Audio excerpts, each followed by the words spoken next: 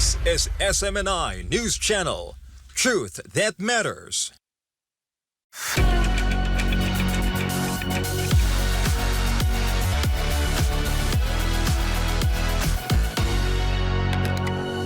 Good evening and welcome to SMNI. You're watching Business and Politics. I'm your host, Dante Klinkang. Our guest is Ann Pastrana, one of the few female executives in the Philippine maritime industry. She has been on this program before, but only for a short segment conducted at the sidelines of the Manila Times Forum on Maritime Issues. We've invited her back for more in-depth discussions on matters related to the blue economy. Mrs. Pastrana, if you recall, is the chairperson of the Archipelago Philippines Ferries Corporation, which owns and operates the Fast Cat fleet, and Executive Vice President of CAPP Industries Incorporated, a bulk material trader. She's also the president of Archipelago Philippines Seafarers Training Institute, a maritime training center founded to educate, train, and upgrade the skills of Filipino seafarers.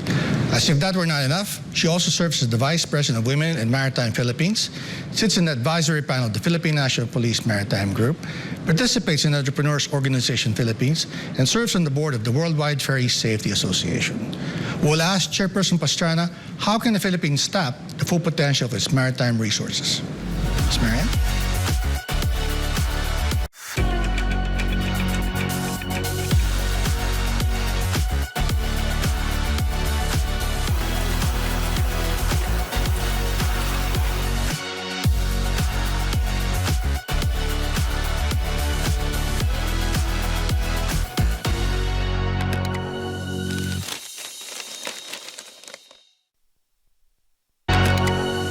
Ms. Pastrana, may I call you Marianne? Yes. It's nice to see you again. And you know, you're the first person to be invited back on Business and Politics. And really? It's because we had such an interesting discussion, but that we were limited by time constraints. But thank you for making time again. Thank you for inviting me here. It's a pleasure, and I am very grateful.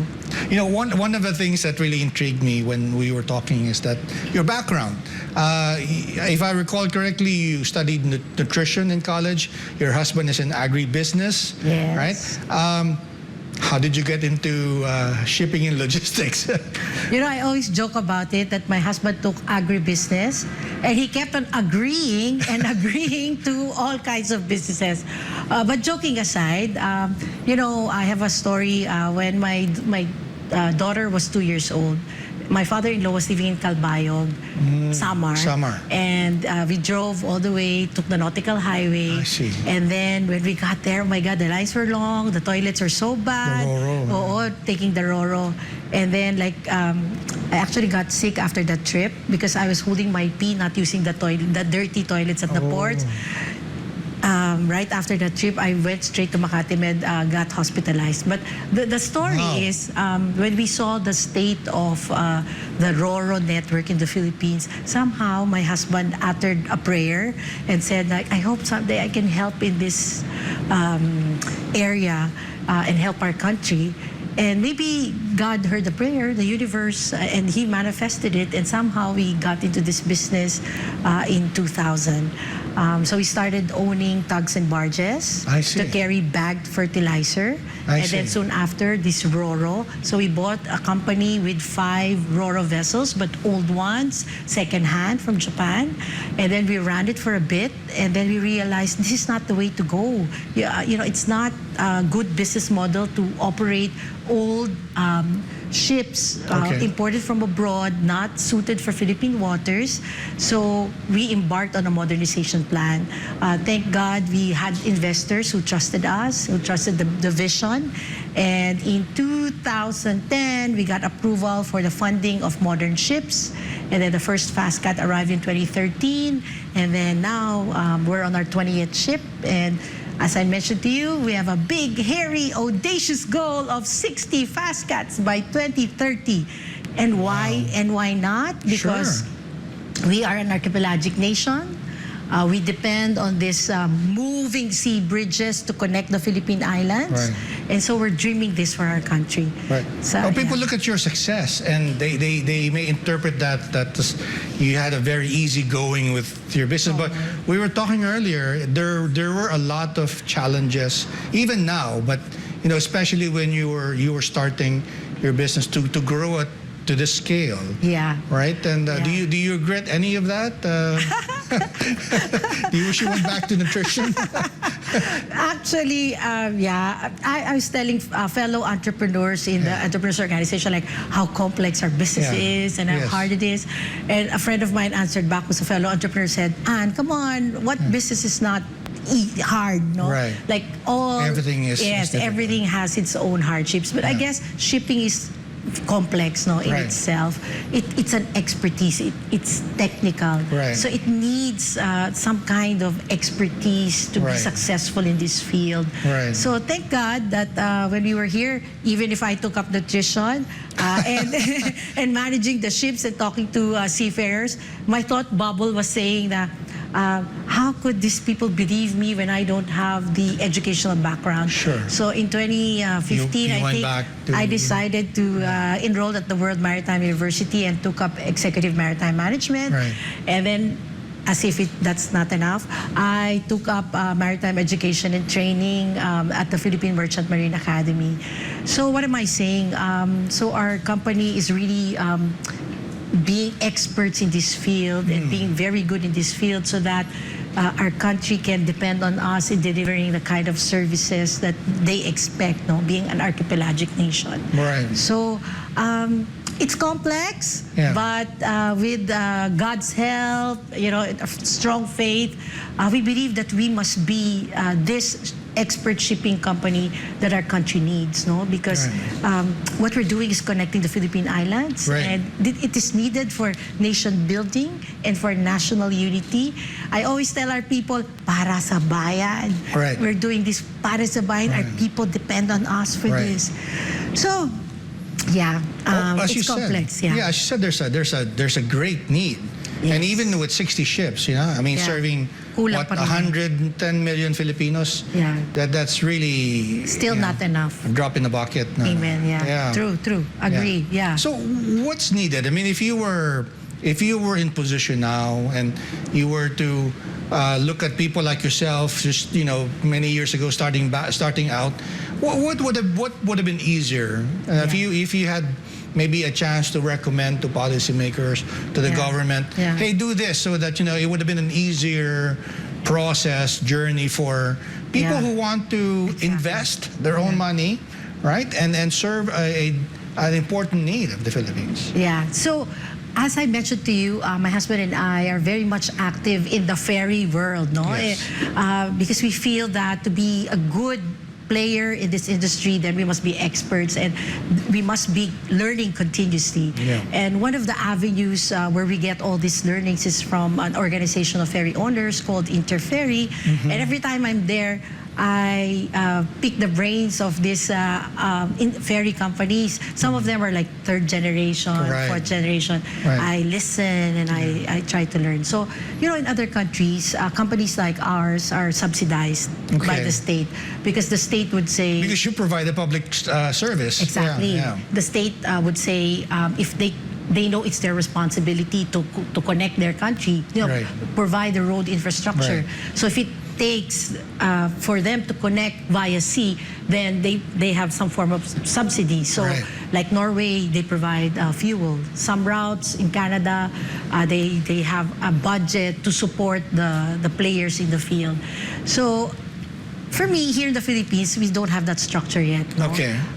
But there are incentives crafted, such as tax-free importation if you bring in brand new ships. But you see, ships are expensive, no? It's capital intensive. Sure. So I think you were saying something like one brand new ship that you bought from Australia is something around $10 million or something. yeah, So that's it's the serious rate now. investment. Yeah. Yeah, serious investment. No, Yeah. and then you operate. You keep on moving. There are a lot of moving parts, and Yeah. then we're subjected to weather, Right. high tide, low tide, Right. weather, and then regulatory requirements, and we're Right. scattered all over the Philippines. Right. No, so my wish is that people try to understand the business and support it Right. in their own way. Right. Support would be, of course, using the network, Right. like maybe traveling in the countryside, using the service Right. instead of maybe going abroad. Right. That's Right. one. To supporting us by helping us maintain our operational expenses. So maybe don't vandalize the ships, Right. or we use the equipment properly. Be responsible passengers. Yes, yeah. like be responsible passengers. That's one. Third, if I'm government, I will support it because it will bring to the local government unit, a lot of return when they have that connection. Right. I was mentioning to you that you would say that we have the bragging right that we were the first to connect Mindoro to Caticlan during the time of President GMA in 2004. That was our ship that first connected those islands, and there was no shopping centers like naman mga Mercury Drug. Yeah, the sari-sari store, but not the commercial type of. And no banks yet, no mga pera padala, ganyan. But when the Once you Roro connected network, them. yes, then the ripple effect just really brought in business and people and traffic in the area. So if I'm government, then I'll support that.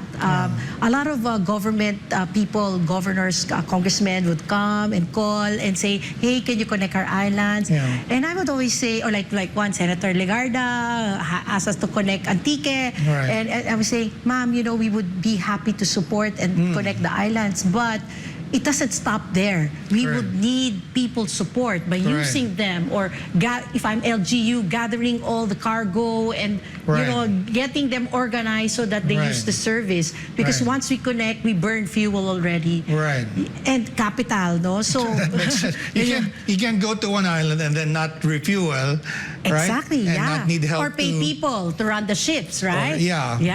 So there's a whole ecosystem that needs to be developed. Exactly. Right, where you land and where you take off. So we have to have that systemic thinking wherein you want us to connect you, then you also help us, make it easy for us to operate our ships and get the traffic, get the people to take the ship. Otherwise, it's going to die. It's not going to be sustainable. Because we've seen that happen when during the time of GMA, when President GMA, when they wanted us to connect Bataan. So we pulled out a ship, and Manila to Bataan, and then we put our ship there. But then there's no traffic, and then after investigating why is it successful? Like the road network is not enough. It's dark. People don't feel safe. I see. And you were asking me about Pasig River, like what can we do in Pasig River?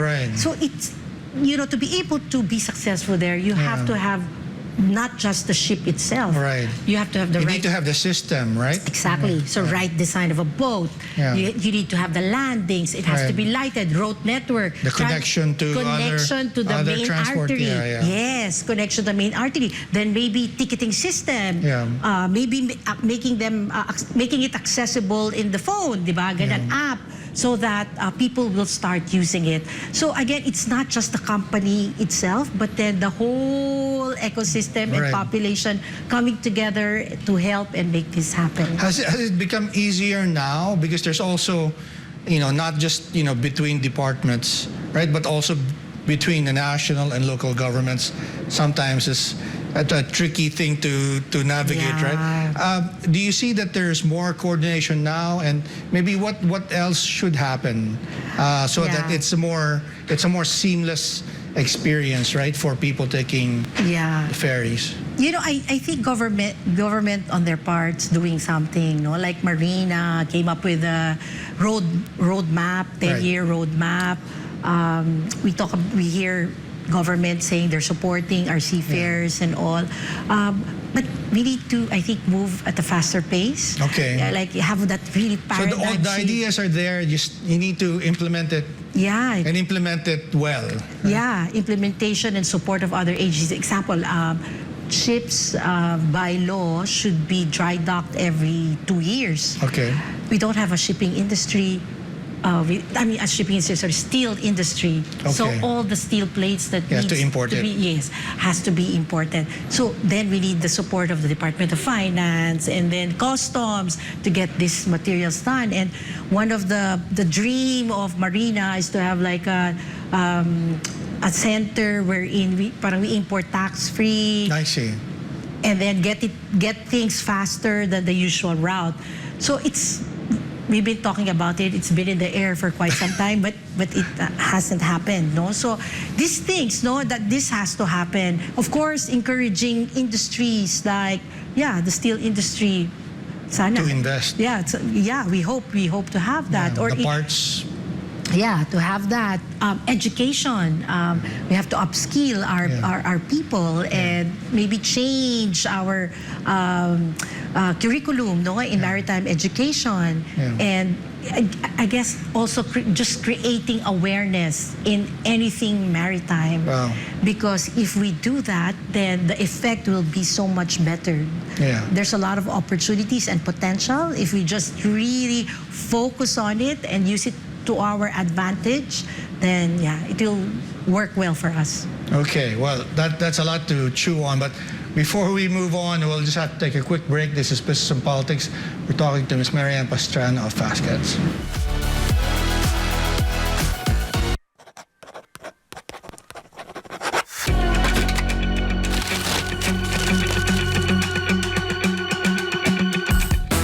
Did you know that water is the only drink that can quench your thirst?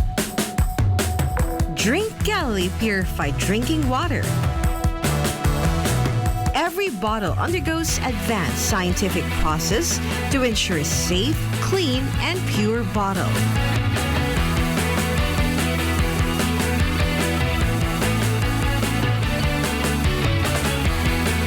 So what are you waiting for? Drink Galilee Drinking Water. Every bottle is a labor of love.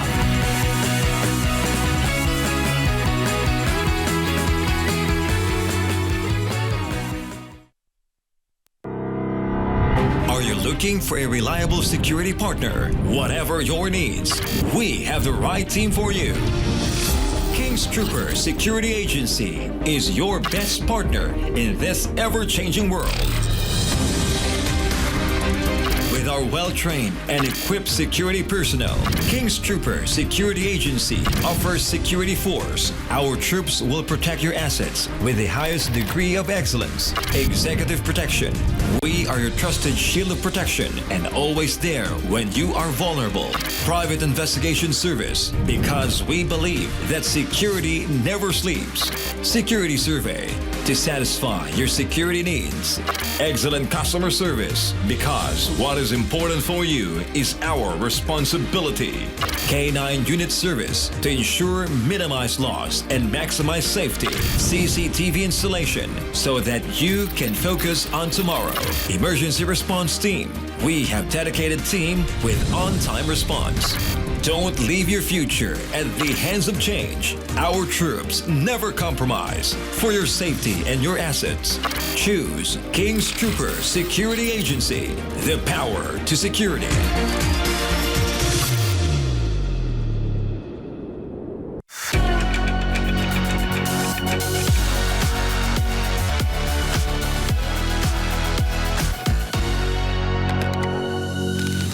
Welcome back to Business and Politics. We're talking to Ms. Ann Pastrana of Fastcats. Ma'am, do you sense that in the Philippines, despite the fact that we live in 7,000 islands, right? We're an archipelago, that the mindset of people is not really focused on the sea. We're a maritime nation, but in our minds, we seem to be focused inland. Yes. Right? Is that your sense? Yes, How I do we agree. change that? What do we do about that? I know. It's sad, no? But I guess we just don't stop creating awareness on Okay. maritime. In fact, we created this campaign called Anytime Maritime. Anytime Maritime. Yeah, Okay. in the hope that everybody starts thinking maritime, because we need to, no? With this blue economy, we're missing out if we don't have a paradigm shift. Sure. No, so I feel, thank you for your support in the maritime, no? Sure. Honestly, we feel that in our industry, kulang kami sa pansin. So you giving us this time to talk about maritime is already a big step, and we would like to thank you for that. And what we're doing right now is getting all the maritime stakeholders to come together and then get the conversation going. And then support each other so that together we can have a stronger maritime industry and have that foothold in the international scene. No? Yeah. So we know that we are the fourth biggest shipping tama ba, shipbuilding. Yeah, in then tonnage yata, I think. Yeah. in tonnage, and then manning capital of the world Sure. in terms of ratings. Yeah. So we want to be able to really have a grip of that and be a Right. strong, have a strong foothold on that. And how do we make that happen? Sure. By really focusing on maritime. So whether it's Sure. education or shipbuilding or Yeah. manning or domestic shipping, I think, yes, we have to create the awareness and refocus, Yeah. reframe, Yeah. and start thinking about maritime. In the Philippines, and we were talking about this earlier, the mindset seems to be that if you are traveling, right, and you are in a lower income bracket, then you go by sea, Yeah. right? But if you Yeah. can afford, then you fly, Yeah. right? But you were just on a trip abroad. You went to New York, you Boston, and we were just talking about your experience because you do try the ferry systems Yes. in other countries, Yeah. and therefore everyone, not just the poor people. Oh, In fact, it can yeah. be a very pleasant and a very classy way to travel and, Oh, and yeah, see. yeah. Can you talk about that? What Yeah. some of the things that we can learn Yeah. from what you've seen abroad? Yeah. So example, in London, Okay. in their main river ways. In the Thames, yeah? Yeah, Thames River Yeah, ferries. yeah. So because they did that connection, Yes. the undeveloped areas are now developed. Now are- Mala Rockwell. Wow. Yeah, and then real estate prices have gone up. Right. So was in New York, no? Right. From downtown Manhattan, they have Right. ferries that connect to the other islands up Right. to New Jersey. And Right. again, it brought up real estate prices Right. because it's convenient for people to live Right. in another island and then go to Manhattan. So convenient. Right. And, so we are invited to also do the same, no? Okay. Also like for Pasig River, if we Okay. can just make that happen. Okay. But as I was saying, it's not enough just to think about the design, Right. but you think about the whole system, system, the, right? the whole Right. system. Right. Now, for inter-island travel, again, it's the road network, Okay. the ports, Right. the design of the ports that will really accommodate the ships, Right. and then the local government unit support, Right. and of course the riding public. No? Right. So in other ferry companies, like in Canada, for example, they also make the ship their vessels for research. So like research what's under the water where Right. they are traversing or sailing. Right. They also use it for education. Right. Well, in FastCat now, we take in the cadets that are taking up marine transportation. So Okay. we're able to help that segment too. I see. So we have a backlog of that. Right. So if we just, again, combine our efforts, our minds, together with Jed, Marina, Right. and then help these young maritime transportation students to graduate and get their baccalaureate degrees Right. and serve in the domestic fleet and then serve abroad because they are in demand, Sure. that will already be a big, big help. Yeah. So, yeah, there's just a lot of Yeah. potential. So, one of the things that will be happening soon is, of course, the President's second State of the Nation address. Yes. Right? And I'm sure his team are now in the middle of composing his speech. If you had, an opportunity to talk to them, what are some of the things that you would like to hear President Marcos say with regard to maritime and maybe the whole sector Yeah. in general? Yeah, before during the election, we invited him, the Philippine Inter-Island Shipping Association. Association, Yeah, okay. invited him, and we asked about his views in the maritime industry, and he sort of gave his support. And I think the people in the maritime industry appreciate his efforts in the push for the EMSA issue. Yeah. And getting the assurance of the EU that the Philippines is not removed from the white list is Right. a big, big help. But of course, there's still much to be done and a lot of support that we can get from government, from of course strengthening the maritime sector, giving it support, attention. So, example for banks. For them to support the maritime industry in funding ships, Okay. because it's not easy, it's not cheap.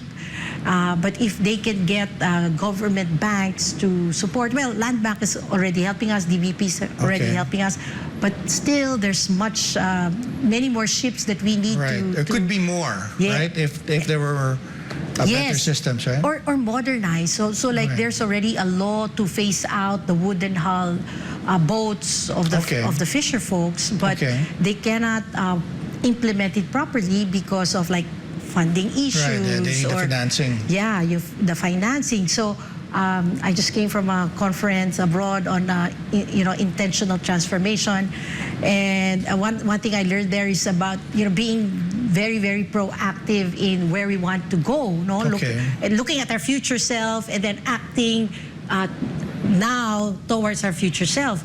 And in my head I was thinking I should be talking to banks already and telling them our situation so that we can get more people to come and support the maritime industry, the shipping per se, make it easier for business people to do this business, get the support it needs. Sure. So that we have more players and more option for our people. Sure. Yeah. Now, is the business back from the have you seen Yes. a return to pre-pandemic levels both in passenger and cargo, or are we still Yeah, running thank a God. bit behind? Thank God it's back. Okay. People are traveling. There's Okay. this travel revenge. Right. And then cargo is also back. Okay. Of course, we want more, no? Sure. What we see happening, what we see we need to happen is like really the consolidation of goods and analyzing all this cargo so that we become more efficient. Okay. On our part, we're doing our digitalization, Okay. having our online ticketing system, Okay. and really coordinating with the shippers and Okay. logistic companies so that we can service them better. Okay. And I think more of that is needed to bring down the cost and increase Okay. efficiency. Right. Yeah. And how do we attract the more affluent to take the ferries? Because ferries are more accessible to more places. Yeah. Right? I mean, there are airports, of course, but Yeah. airports there are some pluses and minuses, right? Yeah. And then certainly ferries are faster. You don't need to be there at the Yeah. port as much as you would when you're taking a flight, right? But Yeah. what do you think can be done? Is there something the government can do to promote? Hey, let's visit these Yeah. places that are not served by airports. Yeah. You talked about Calbayog, for instance, right? Yeah. Catbalogan, that area. Yeah, Click, being in this business made me know our islands more, the different Okay. characteristics of each island and the people. Affluent people ride fast cat, there are people who do this, they're vintage cars and they drive it all over. Oh, okay. Yeah, so they do that. If you take our Batangas Calapan route, all kinds of cars, ride us, Right. So people actually use the service, and I think Okay. there's not even enough ships to do this, no? Right. But I think what government can do is, basic things like signages, the big LED The lights. simple things, Yeah, right? simple things like saying Yeah. this is the nautical highway. Right. The signages are not enough. Lights on the road. People have to feel safe when taking that road network. And Sure. and how do you do that, diba? So more lights, maybe police presence. Right. One of the things that the Philippine National Police Maritime Group is doing is increasing their presence in the passenger boats, like ours. Not only ours, but other boats as well. And I'm so appreciative of that because Yeah. increasing police presence in the boats will mean people will feel safe and secure, and therefore then they use the network. Right. So there, and of course, advertising. So Sure. not just talking Promotion, about it, yeah. promotion. Because do you know that you can actually drive to Katiklan without taking the plane? Okay. Take your car, take your Right. family. But then, of course, it will take time, no? Right.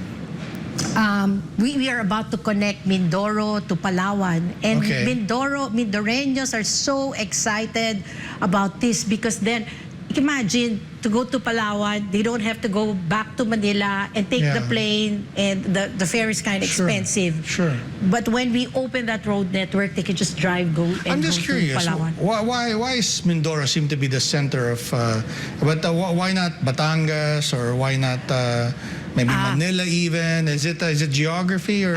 Well, because our business model is short ferry connection. I see. Yeah, other shipping companies like Togo, they have the kind of ships that Right. do the long But trips. even then, they come from Batangas, I think. Yeah, right? they also come from Batangas or Manila, Right. and then they go straight north. To So parang, Catiglan, we have different segments, Yeah. but somehow with the Fastcat, anywhere you go, the boat looks the same, and then short, so it's drive and then sail, Right. drive and sail. So we have 3 nautical highways in the Philippines. So Right. we have the western, the eastern, and the central. So Right. pretty much that's what we connect. Wow. Yeah, and I can I just share with you a story. Sure. So one of the richest honky, Sir Gordon Wu, Okay. who put up the highway from Hong Kong to Guangzhou, Okay. China, was interested to do this business Okay. during the time of President Ramos. Okay. But somehow it didn't push through. Okay. And somehow we met him, and then we had dinner with him in Hong Kong, Yeah. and he was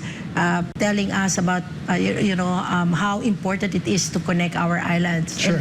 And he was saying, Chet, Marianne, if you connect Manila all the way to Mindanao, 27 hours, if you're efficient, 24 hours, then you will be helping farmers Absolutely. to take Their their goods harvest and yeah. goods in the countryside to Manila in 24 hours. I was in an interview with the people in Department of Agriculture, particularly Agricultural Training Institute, and I asked them a question, Sir, does the speed of the boat have an impact on agriculture and its products? And Absolutely, definitely, they're perishable, yeah. Yes, because they're perishable. So this is the impact of the RoRo network, Yeah. and I feel that it needs more attention, more support, more help with other sectors for it to be sustainable and for it to be successful. And the success of the use of the RoRo network will mean success for our country and our farmers. Well, I hope our Malacanang people. is listening, so maybe we'll hear something from the press. We'll have to take a quick break. You're watching Business and Politics. We're talking to Ms. Ann Pastrana.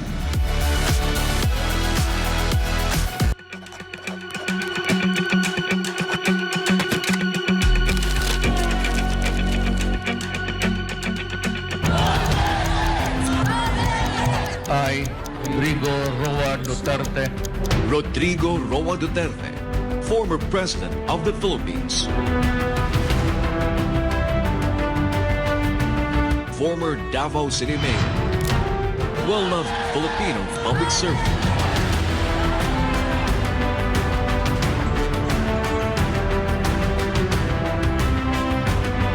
Talks to the nation once again with its popular public service program, Gikan sa Masa para sa Masa.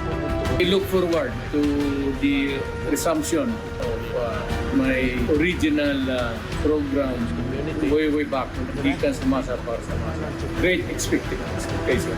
Everything that is relevant to the lives of the Filipinos, the issues that will affect our everyday, whatever, anything under the sun. Catch it live weekly on SMNI. In the spirit of nation building, only here on SMNI. Muling samahan ang ating mga bagong superhero, sina Norvin, Delilah, Jabari, DJ, at Saluka, Kingdom Force, Tagalize. Our 5 mighty animal heroes kasama ang kanilang mga super cool vehicle na kayang mag-combine para maging isang powerful giant robot. Samahan ang kanilang adventures tuwing Lunes hanggang Biyernes, alas 8 ng gabi. They're on a mission to save the nation. Kingdom Force, Tagalize. Dito lamang sa SMNI.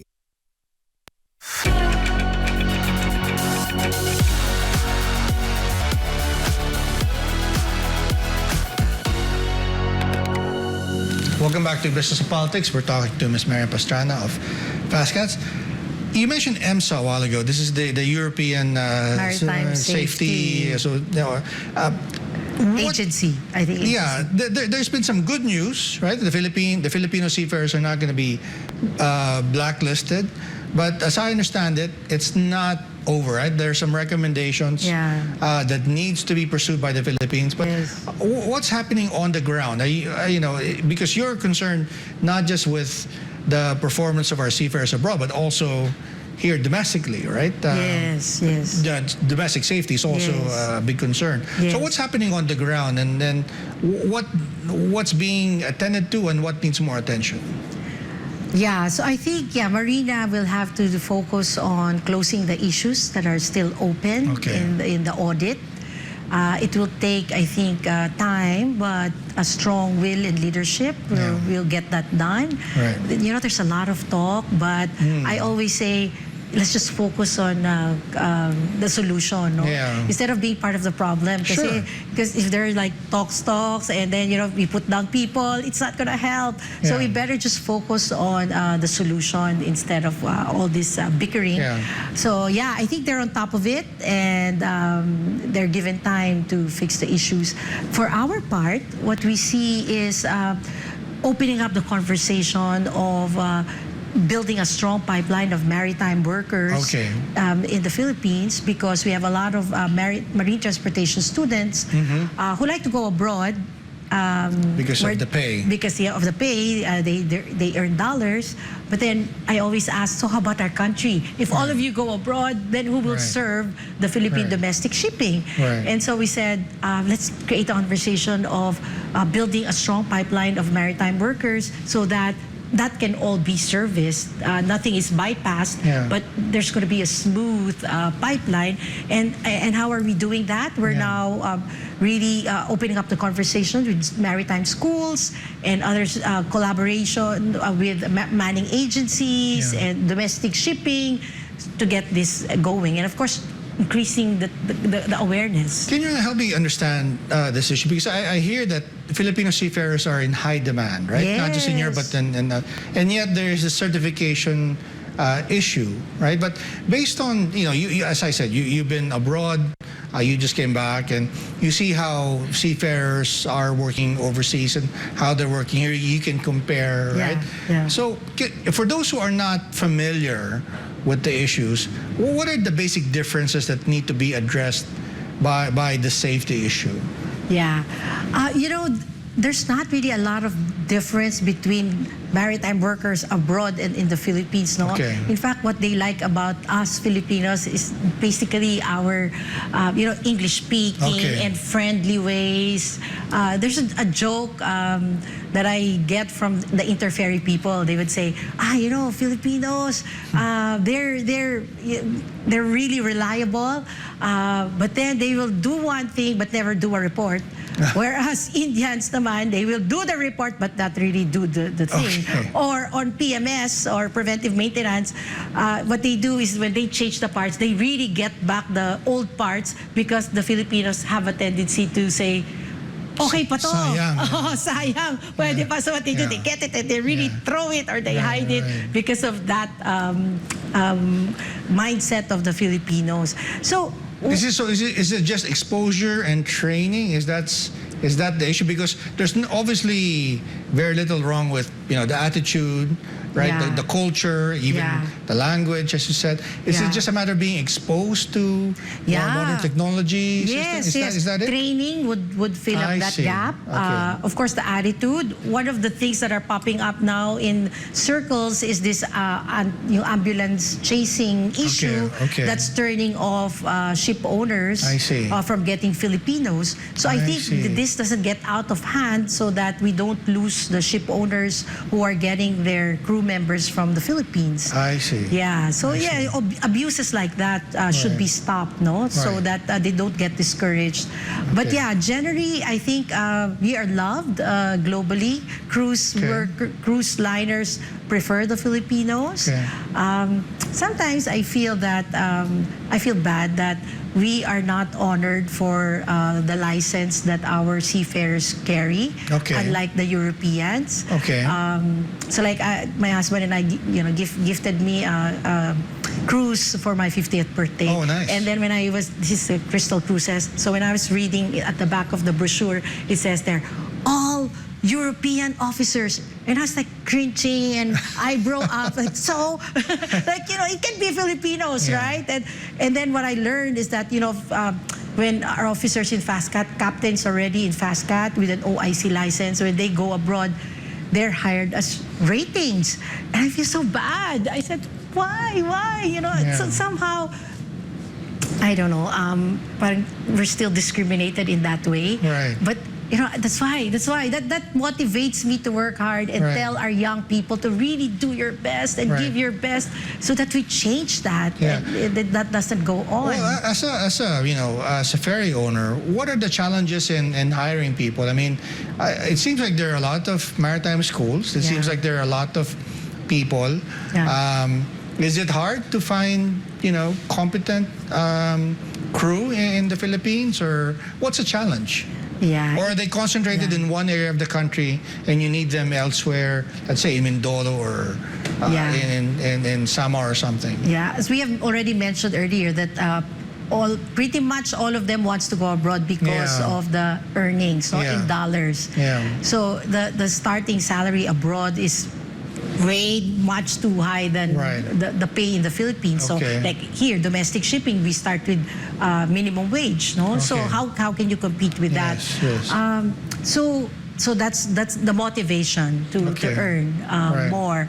The second would be modern ships needs some form of training, which we really don't make available. That's why we have opened up the communication lines with the academe, so that we can close the gap between the industry and the academe. And we're working closely and giving them feedback, and you know, being active in all these conferences, so that we get more people in the conversation. So training. And of course, the general attitude of supporting maritime and shipping, being a technical field, needs some preciseness, accuracy, and training. You know, there's this disparity between marine transportation deck, the ones that becomes deck officers, as against engineering. Parang we have lesser engineering students than the deck crew. So I guess we need to increase the awareness and encouragement, motivation for the young people to take up marine engineering, because this is what is needed by the industry. There's an imbalance. Is there any discussion? Because, you know, Congress is now talking about K-12, right? And of course, maritime education is part of that. Is there any coordination between you and people in government looking at the curriculum, just to make sure that, you know, we have a continuous supply of competent Filipino seafarers? There's an association of maritime schools and training centers and manning agencies, and they continue to lobby to government to really address all those issues. So we need to promote, before it was STEM, di ba? Science, technology, and engineering and math. Now they added STEAM. It's STEAM na arts to encourage creativity, because of all this talk on AI and robotics and replacing people with robots, and robots don't have creativity, and that is what we have to encourage our young people to get into. So yes, there are, but again, it will not be at the pace that the industry needs it to be. So again, we must be getting the conversation going and pushing and working hard to tell people to really have a paradigm shift and motivate our young people to get into maritime. You mentioned earlier the need for more maritime engineers. Is that a matter of maybe giving more scholarships, or are there not enough schools offering that program in the Philippines? Because it's a highly technical field to say, and you need, of course, the quality instructors, right? But are there enough schools offering that now, or do we need more? No, actually, we have a lot of schools. We have a lot of schools. Okay. Yes. When we talk to schools, they would say that the people enrolled in their marine transportation programs are like children of the CD Okay. echelon. So farmers, Okay. fisher folks, Okay. domestic helpers. Yeah. So therefore, they need financial support. So that's what's needed. So Yes. so scholarships, Yes. funding for education. That's Yes. what's needed. Yes, and I actually called on several congressmen to ask, maybe the cadetship program can be a benefit of TESDA, Okay. so that it can be answered, and then they can finish and get their baccalaureate degrees. Right. But they said something that still has There's to be something missing studied. there, isn't there? Because I was talking to the Director General of TESDA a few weeks ago, and he was telling me that like the per capita allocation for students is something like 65,000. So I think it would be comparable to Oh my God! Yeah, if they can fund these students, that would be a big help. There's a mismatch, isn't there? Right? I Yeah. mean, there's something wrong. There's that program. And then yet, if I'm hearing from you, there's an even bigger need, right? Yes. That's not there. Is that the correct way to Yeah, understand the I situation? talked to several congressmen, but Yeah. but it's something that has to be studied further and may take time. Right. Yeah, that's just my concern. That's why I'm thinking, well, I always think of ways that I already can do now and implement now Right. to help. So like in our case, what we do is we offer sort of a scholarship wherein Okay. we advance their officership and they can pay later. Yeah. But like you said, at 7,000 islands, we have a big demand. Exactly. Yeah. All right. We'll just have to take a quick break, Ms. Marianne, and we'll be right back with Business and Politics.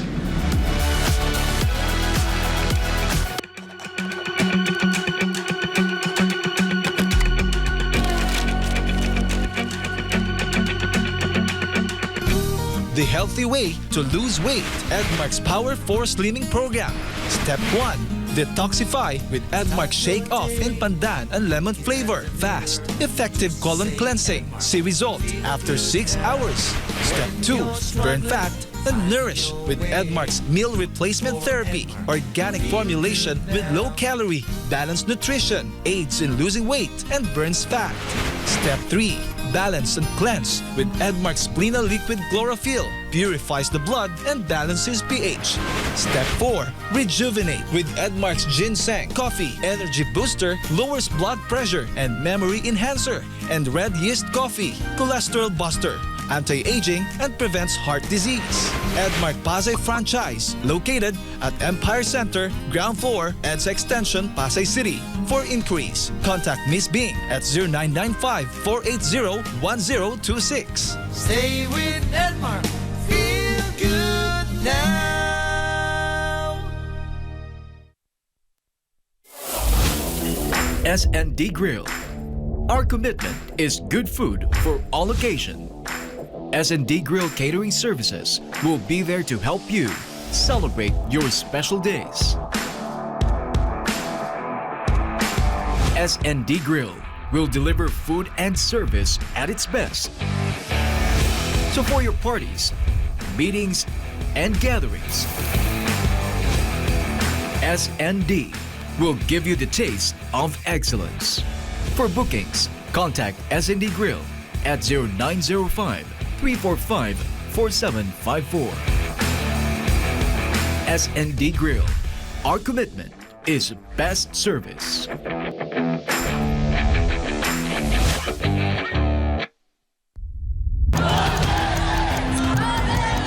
I, Rodrigo Roa Duterte, Rodrigo Roa Duterte, former President of the Philippines. Former Davao City Mayor.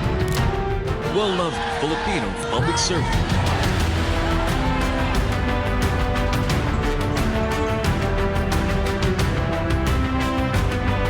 Talks to the nation once again with its popular public service program, Gigan sa Masa para sa Masa. I look forward to the resumption of my original program way back, Gigan sa Masa para sa Masa. Great expectation. everything that is relevant to the lives of the Filipinos. Issues that would affect our everyday, whatever, anything under the sun. Catch it live weekly on SMNI. In the spirit of nation building, only here on SMNI.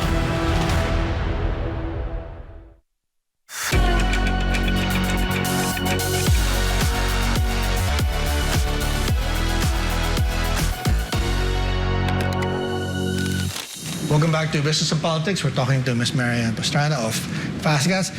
I want to talk about tourism because that's been in the news lately. The Department of Tourism recently launched this new campaign, the tourism roadmap, right? Yes. I would think that shipping, ferries would play a big part because you're the best way to connect all of the islands, and we are, we keep saying it, our maritime nation, right? Yes.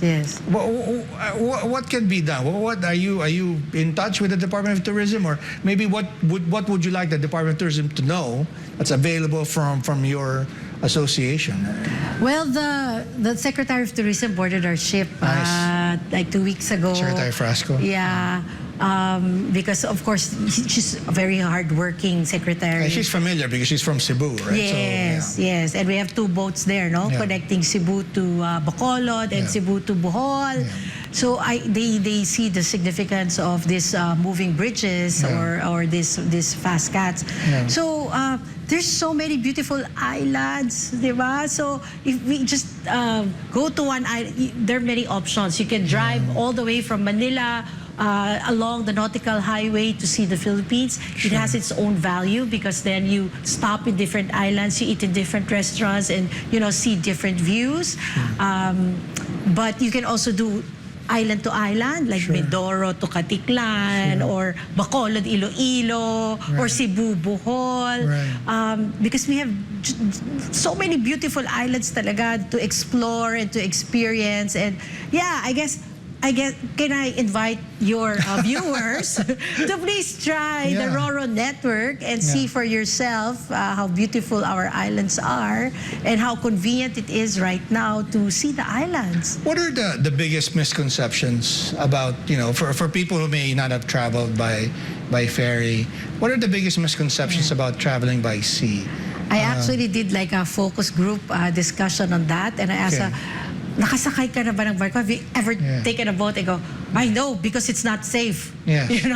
Or we're not proud of this, but we hold the highest record of maritime deaths on peacetime, and this is Doña Paz, no? Yes. So people have the notion that it's not safe. Yes. And we have different kinds of ships in the Philippines, no? It's not naman regulated, no? So there are old ships, new ships, wooden ships, steel. So it's different. So one would be safety, the safety issue. And of course, because of the weather, you have different tides and condition. So some people are not riding the ships because they get seasick. They get seasick. But what I can say, it's a highly regulated industry. We are regulated by our Marina, Coast Guard.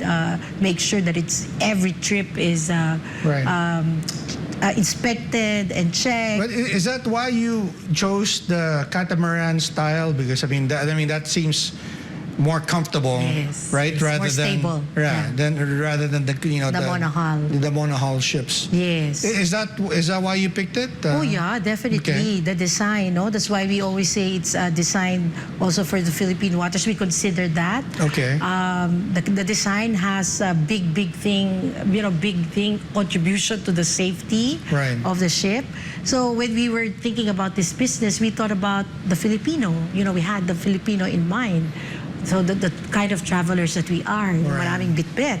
And what we serve in the snack bars are something that can contribute to us knowing the Philippines. So we support farmers by selling their like banana chips or their suman. And what we realized is that when we brought the Mindoro suman to Cebu, and then we did the launch there, and people saw that the Mindoro suman pala is triangle, and their suman is pahaba and it's white, or in Mindanao it has ube inside or chocolate inside. But we get to know the culture of each island, and we get to know each island more, and our people more. You know. Did you say earlier that you were, like, when you were recounting the story of your company, you were visiting your parents in Samar? Yes, in Calbayog, my father-in-law. If I remember correctly, and I've only been in that area a long time ago, once only.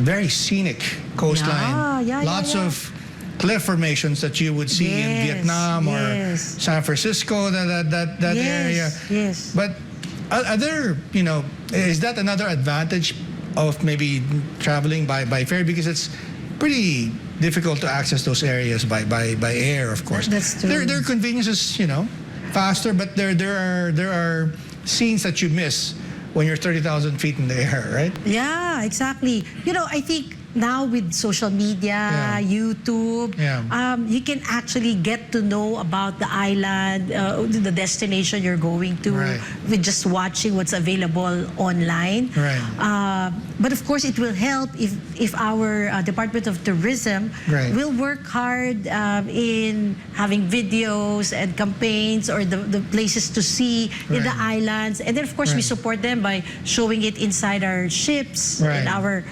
videos. But it's collaboration. I think the industry and the government can work together with other stakeholders for the betterment of our tourism and country. Sure. So win-win if we make that happen. Are you looking? I know you're looking at 60 ships. Are you? I mean, and we were saying, Sarah, that's not even enough for the Philippine demand, right? But are you somehow maybe looking at the possibility later on maybe serving like Malaysia, Indonesia, which are close by? Is that because, I mean, I understand there's a lot of ferry, but they use bangka, right? Yes. To go back and forth in those areas. Is that something that you're looking at? And what would make you pursue that faster? We actually want to connect Palawan to Malaysia. Okay. So Balabac to Sabah. Okay. Yeah. In fact, the government of Malaysia had already built the ramp and the port to connect. They've been asking us to connect, but one. Buti pa Malaysia. I know, but but one of the issue would be the BIQ, CIQ, customs, insurance, and quarantine procedure. I see. The way they do in EU when you cross the countries. I see. It has to be aligned. Seamless, Yes, and seamless. So that's something that has to be worked on. Right. We wanted to connect General Santos to Bintung, Indonesia. Wow. Yeah, but then again, ships is what we need, the hard ships. And then, by law, we need to dry dock every 2 years.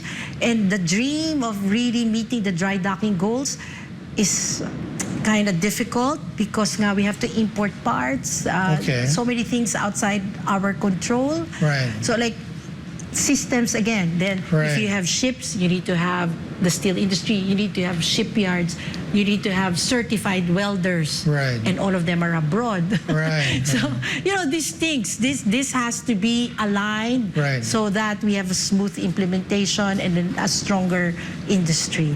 Wow. And you were saying something about, when we were talking before, something about the taxes, that somehow there are incentives if you import them. Yeah. But if you buy locally, then you have to pay the tax, which is kind of an odd. Is that an accurate recollection of what you're saying? Yes, we have raised that to our regulator, Marina. So when you import a ship made abroad, you get to import it tax-free. But when you build it here in the Philippines, all your inputs That's have 12%. to be taxed. Oh my goodness. Have to be taxed, no? So we're saying, what do we Doesn't do make here? sense. Yeah, but so it's like you're encouraging people to import, rather than build it here. Like, so I was telling you that our two sons are studying in Maritime College in New York, and what I found out is that how the states really grew their maritime industry is that they have an act, the Jones Act, that says all the ships plying the U.S. Territories must be built in the States. Wow. All of these issues, I feel like I'm drowning a bit because there's so many things, but if there were just, a couple of things that need to be addressed first, right? To promote shipping, transportation of people, logistics, tourism, is there something, one or two things that should be done above all the other things that are needed? Because there's so many, right? Yeah. What are the top two things that maybe should I think, Click, we already started doing the first one that I was going to say. Okay. It's really like engaging the stakeholders into a conversation, creating awareness, so that together we can find solution to our issues. No? Okay. For me, I don't want to spend negative energy on like crab mentality or all those negative you can things. complain about bureaucracy and politics and corruption, but exactly, I don't want that anymore. You decide to be positive. Exactly. Like, I don't want to spend energy complaining, but rather finding the solution. Okay. And how do you find that? When you get the industry together and let's talk about our issues, and then together let us find a solution. And I don't know if you noticed that recently there has been a lot of maritime conferences. There's a maritime forum at the beginning of the year. We had our own, of course, a couple of months ago. Yes. Like there's Film Marine and there's Expo Philippines. So you think that the tide is turning? There's more attention now? I think that's helping a lot. Getting the industry closer, not to fight, but to have one solid stand and find a solution. Like the Maritime League will have Beacon, Blue Economy Conference happening on September 6 to 8. Oh, wow. Okay. Gathering together minds, stakeholders, so that we can look at the blue economy. And I think the time to act is now and not waste time, because in other countries they're already talking about electrification and being carbon neutral. And where are we? Where are we as a nation? So one, if you're asking me about two things, that's one, getting the conversation, finding solutions to whatever we're doing, and creating awareness. And I think, can we get the conversation on anytime maritime going? Let's think about maritime. And then, of course, that all the support that the maritime industry needs, design of ports, the allied industries to support, whether it's education, steel, training. I hope Marina finds that the solution on the incentivization of building ships in the Philippines, banks to support this, because this is an infrastructure project. So I think that would be it. Well, I invited you back because there's so much stuff to discuss. Now I feel frustrated because I feel like that we just scratched the surface. Iceberg. But the iceberg. Thank you very much for your time. Before we go, maybe you'd like to leave a message for our audience. Maybe give them a short message. Thank you very much for giving me this time to talk about maritime and giving us the attention that we need. The Philippines has FASCAT embarked on a modernization program that we hope to change, that hopes to change the way we do business in the Philippines and connecting the island. So not the alis puno, but living on time, having digital ticketing, and giving the Filipino the service that they need. Being a maritime nation, we hope that when they ride our ships, they can see the potential of the maritime industry. So allow me to invite the viewers to please come, take the ferry, take the ferry, take the Roro. Our country is beautiful with its 7,641 islands. We have a lot of government officials coming to our office to say, please connect our islands, please connect our islands. We want to do that, and the way we can do that is if we have more support from the different industries that will make our industry stronger. For us, we are trying to do our part in nation building, in national unity, in embedding in the Filipinos' minds the importance of us being a maritime nation. And we hope that more people will be on board in the conversation. Well, thank you. Joanne, thank you again. Thank you. Okay. Thank you. I'd like to thank our viewers watching this program and those watching this on the replay. I'd like to thank Pastor Apollo Kibuloy for making this program possible. This has been Business and Politics. I'm Dante Klinkang, and I will see you next week.